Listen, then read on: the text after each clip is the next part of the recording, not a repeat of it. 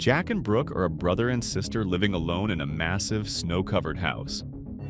Around them, an epidemic rages, a disease that brings the dead back to life as bloodthirsty zombies. But the kids have adapted, surrounding their home with traps. One day, a man stumbles into one of them, and Jack decides to use his help to fix their electricity problems.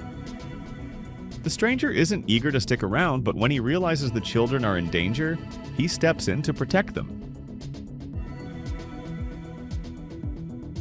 You've probably never heard of Morley Nelson, but this man has certainly done a lot.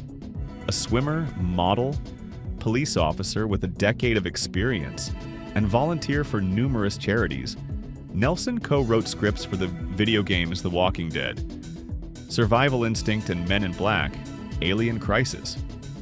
He also acted in the series Cat Loves L.A. and the film A Violent Separation. But all that was just a warm-up for his passion project, Uncontained. The film cost just $55,000, and Nelson not only directed, wrote, and starred in it, but also cast his wife, Nicole, and their children, Jack and Brooke, in key roles.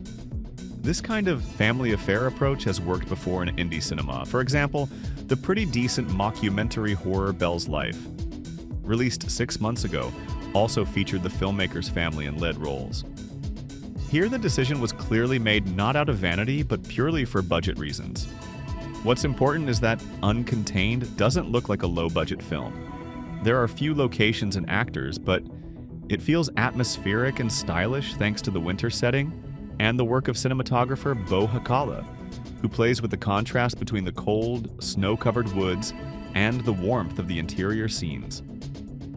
The latter look more like a Hallmark Christmas romance than a horror movie. The film's prologue is also very promising.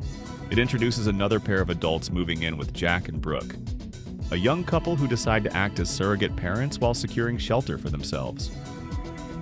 The main plot has some interesting twists too, like the idea of a partial immunity to the zombie virus, which for a select few, manifests as a chronic illness with long periods of remission and short flare-ups. But these are just individual successes because on a broader level, Nelson, like many debut filmmakers before him, falls into the trap of auteur horror.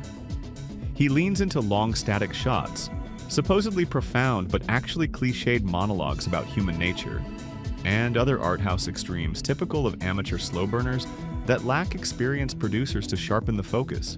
It's clear no one held Nelson back from self-expression, but at the same time, no one helped him make his film tighter, sharper, or more powerful.